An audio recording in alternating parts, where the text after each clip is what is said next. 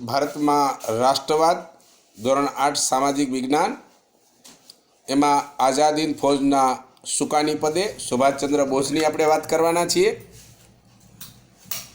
British સરકારના ભારતીય અમલદાર captain મોહનસિંઘે જાપાનના શરણે ગયેલા ભારતીય સૈનિકોમાંથી આઝાદ હિંદ ફૌજની સ્થાપના કરી હતી અને જાપાન સરકાર અને રાસબિહારી ઘોષ વચ્ચે મતભેદ ઊભા થતાં મોહનસિંઘે રાજીનામું આપવાની ફરજ પડી હતી। આઝાદ હિંદ ફૌજનું ભાવિ થોડા સમય માટે અનિશ્ચિત બની ગયું હતું। રાસબિહારી બોઝે સર્વસંમતિથી 4 જુલાઈ 1943ના રોજ આઝાદ હિંદ ફૌજના સર્વોચ્ચ નેતા તરીકે સુભાષચંદ્ર બોઝની વરણી કરવામાં આવી હતી। સર્વસત્તા તેમને સોંપી દેવામાં આવી હતી। 1943માં સુભાષચંદ્ર બોઝે આઝાદ હિંદ ફૌજનું નેતૃત્વ સંભાળી લીધું એટલે તેમને અલગથી નામ હુલામણું આપવામાં આવ્યું નેતાજી। નેતાજી એટલે કે સુભાષચંદ્ર બોઝે લોકોને સૂત્રો આપ્યા, ચલો દિલ્હી અને જય હિન્દ, આ બે સૂત્રો અને મંત્રો આપી દીધા હતા।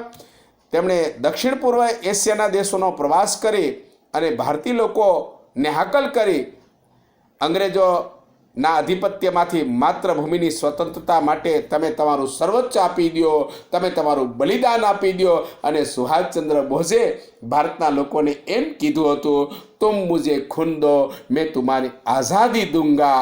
આવું સૂત્ર પણ તમે સુભાષચંદ્ર બોઝે આપેલું હતું દોસ્તો। કામચલાઉ સરકાર।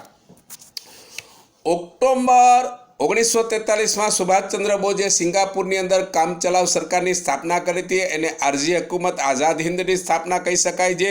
સુભાષચંદ્ર બોઝ લશ્કરના સર્વોચ્ચ નેતા તરીકે હોદ્દો સંભાળીને કામચલાઉ સરકાર દ્વારા ઇંગ્લેન્ડ અને અમેરિકા સામે પણ યુદ્ધ જાહેર કર્યું હતું। આઝાદ હિંદ ફૌજની કામગીરી શું હતી? સુભાષચંદ્ર બોઝ આઝાદ હિંદની કામચલાઉ સરકારના વડા બન્યા પછી આઝાદ હિંદ ફૌજ ફરીથી આયોજન કર્યું અને સૈનિકોને સઘન તાલીમ આપવામાં આવી। સુભાષચંદ્ર બોઝ આઝાદ હિંદ ફૌજમાં અલગ અલગ લશ્કરી ટુકડીઓ પણ બનાવીને કામગીરી કરતા હતા। આઝાદ હિંદ ફૌજે ભારતની પૂર્વ સરહદે આરાકાન અને ઇમ્ફાલ વિભાગમાં કેટલા બધા પ્રદેશો પર આક્રમણ કરીને પ્રદેશોનો કબજો જમાવી દીધો હતો। ત્યાર પછી આ લોકો પાસે પુરવઠો છે એની ભયંકર તંગી પડી। ભારે વરસાદને કારણે આઝાદ હિંદ ફૌજના સૈનિકોને પાછળ હટવું પડ્યું। મચ્છર હતો, સતત વરસાદ હતો, પાણી ન હતું, ખોરાક ન હતો અને જાપાન ઉપર અમેરિકા દ્વારા અણુબોમ્બ ફેંકવામાં આવ્યો એટલે જાપાન હારી ગયું। એટલે જાપાન તરફથી મળતી તમામ મદદો છે એ બંધ થઈ ગઈ એટલે પરિસ્થિતિ બદલાવી। આઝાદ હિંદ ફૌજ છે એનું ભવિષ્ય ન રહ્યું અને 4000 સૈનિકો છે એ હરમેશને માટે પકડાઈ ગયા, ઘણા બધા શહીદ થઈ ગયા અને 2500 આઝાદ હિંદના સૈનિકોને પકડી અને જેલમાં પૂરી દેવામાં આવ્યા હતા।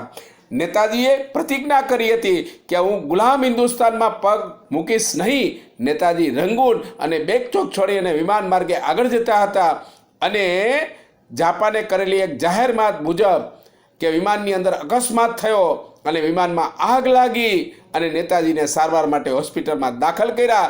કારણ કે 18 ઓગસ્ટ 1945ના રોજ ફોર્માસના તાઇવાન વિમાની મથકેથી ઉપરાને વિમાનમાં આગ લાગી। આગમાં સુભાષચંદ્ર બોઝ દાઝી ગયા અને સારવાર સમય દરમિયાનમાં સુભાષચંદ્ર બોઝ છે એનું મૃત્યુ થયું હતું। અહીંયા આપણે પાઠ 3 છે એને સંપૂર્ણપણે પૂર્ણ જાહેર કરીએ છીએ। હરિઓમ।